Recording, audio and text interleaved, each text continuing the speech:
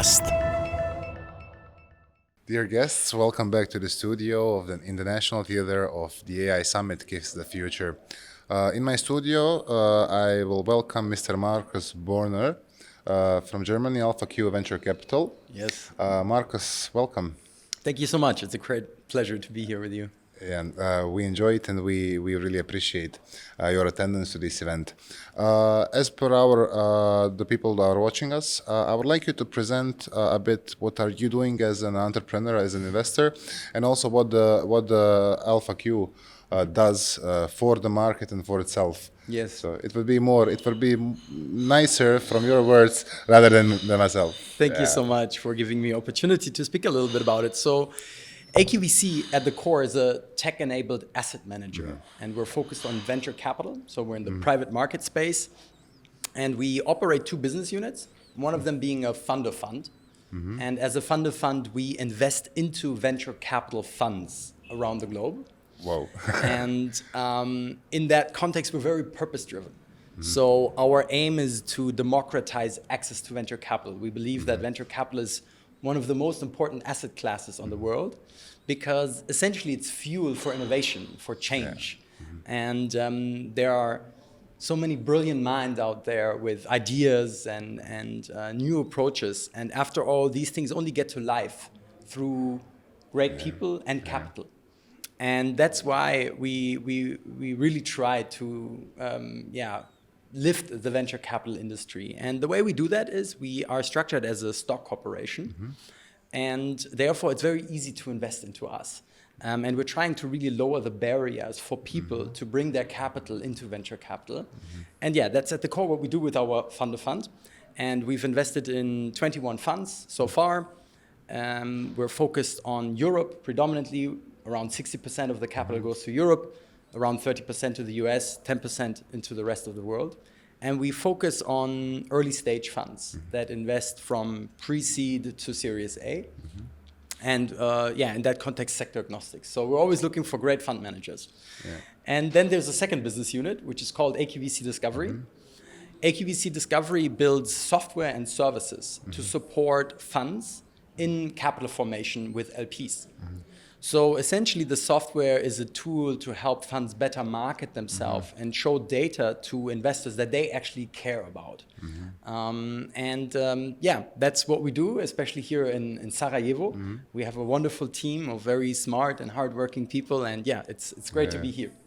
Amazing. It's a big work that you are doing.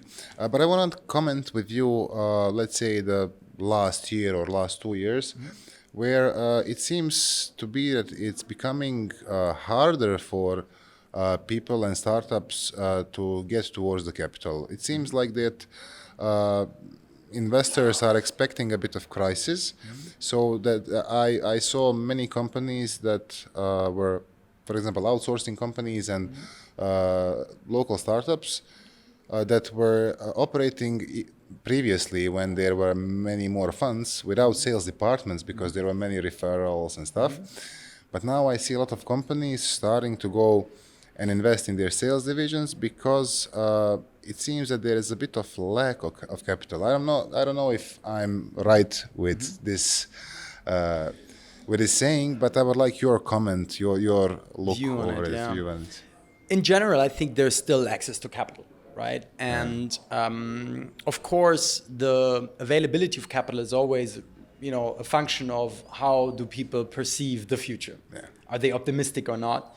And in times where there is pessimism, people are typically also more restrictive on capital. Right, they hold it back, they keep it for themselves to react to crisis or whatsoever.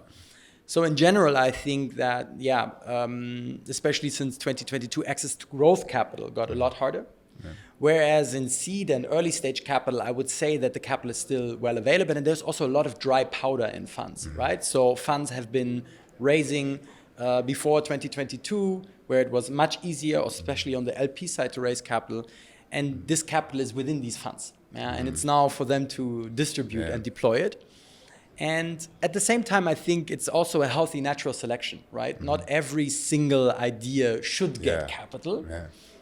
So it's healthy to have a natural selection process where capital is distributed to those who have the best ideas, who have the best talent, who try the hardest.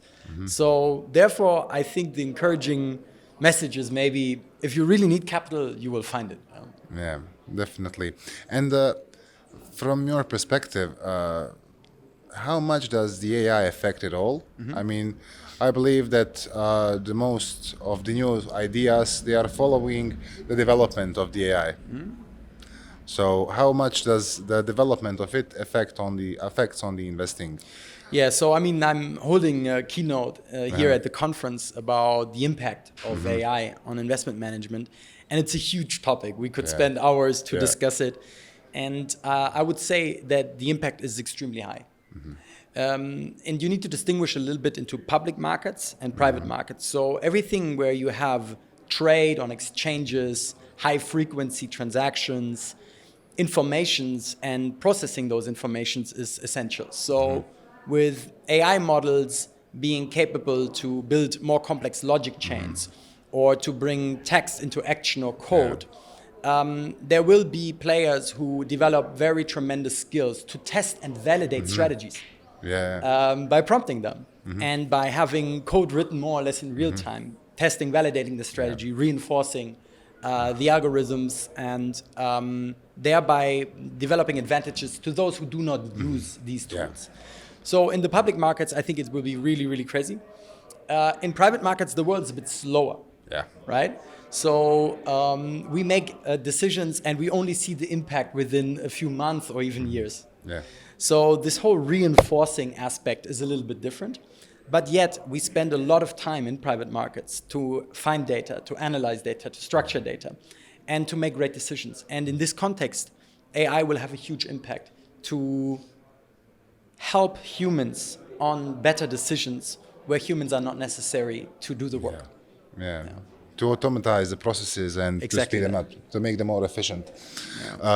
Definitely. And how would you, because you are quite aware of the Adriatics market itself, and I like to compare the past with the future. So from your perspective, are we as Adriatics region evolving, and are we getting there? Because a couple of years ago, we didn't have even the possibilities to go and apply for the funds and stuff. We were really in the dark comparing to European countries.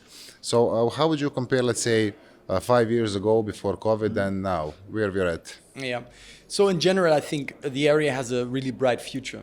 And there's a couple of reasons for it. Number one, you have amazing people here, right? Smart, hardworking, culturally very well set value systems.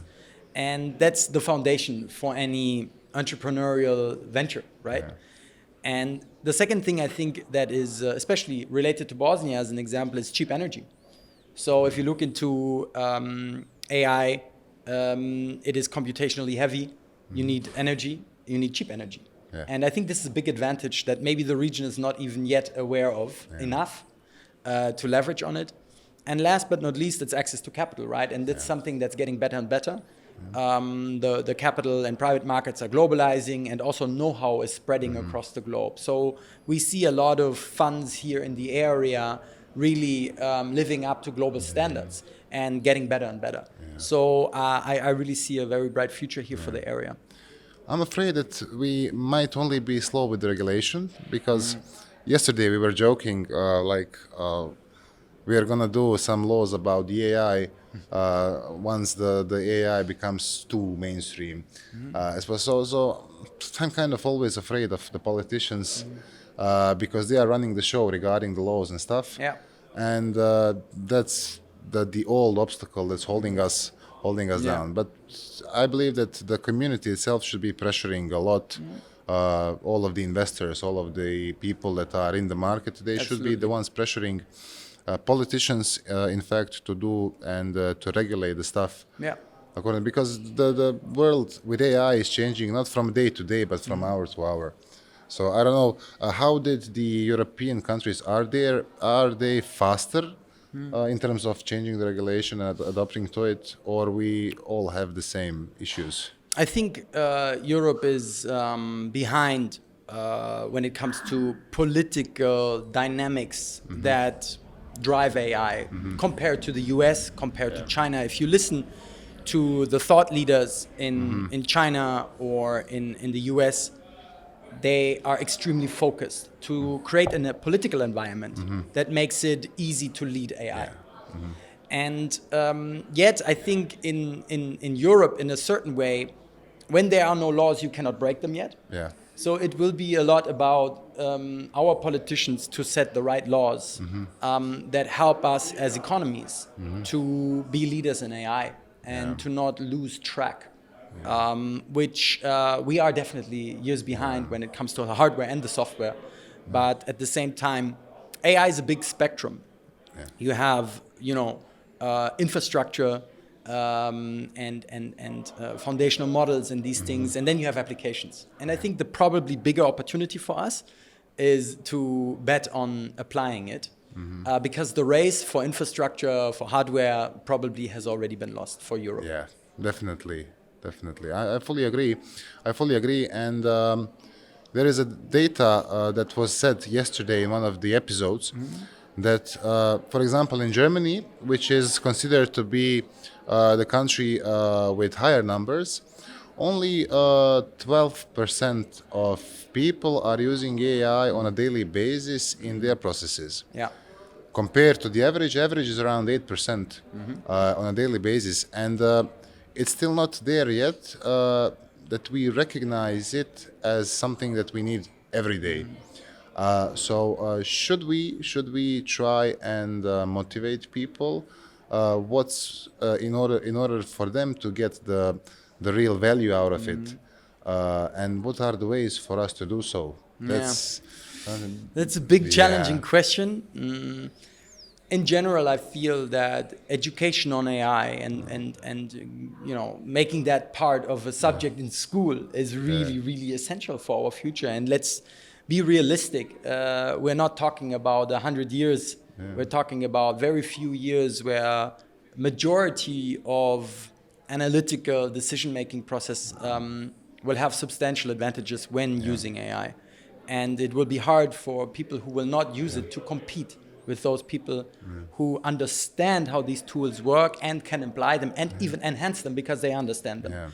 So my personal wish in terms of politics is to make AI part of our education system.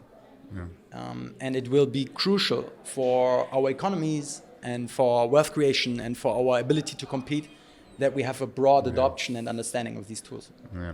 One of the examples, I just remembered it's a fresh one, because my kid started his first grade in the elementary school. So they had, and what's, for example, compared to when I was elementary school, we got IT, like informatics, in the 5th or 6th grade as a subject. Now kids have it since day one. So from the first grade, kids have it. And that's an amazing part. I believe that is good. But I mean, it's still September. It was the first time. But their lesson was they turned on the computer.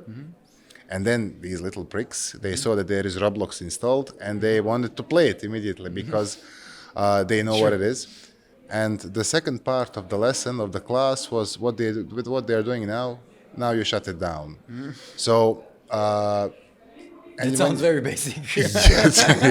I mean, those are kids 6, 7 years old. Sure, but compared to the reality, all of these kids know how to play PlayStation. Exactly. They know how to naturally use it, and we should not underestimate our kids because now when I see how they are developing faster than us, they are more clever than us, more capable than us. We should be more aggressive and immediately train them to see who has the talent, who has it natural, and take this attention which they have for the IT and make some new geniuses. Fully agree on that. And it's, we also at the same time cannot expect from, every teacher on the globe to instantly be an expert on this field and be able to then teach it to kids. At the same time, that's why it's so important to make it a political agenda so that we move fast on this topic because it is required to move fast. This is not a multi-decade change. It is a change that is happening faster than probably any other change of technology has ever happened. Definitely. Fully agree with you. Yeah. Yeah. And as I know that you, in your 20s, you already sold a couple of companies. Yes.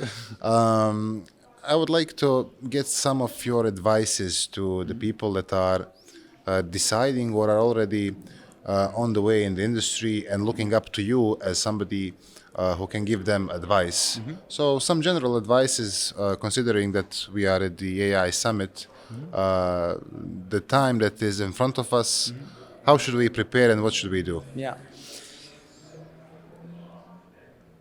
One advice I would give is to be persistent and patient. Things take time.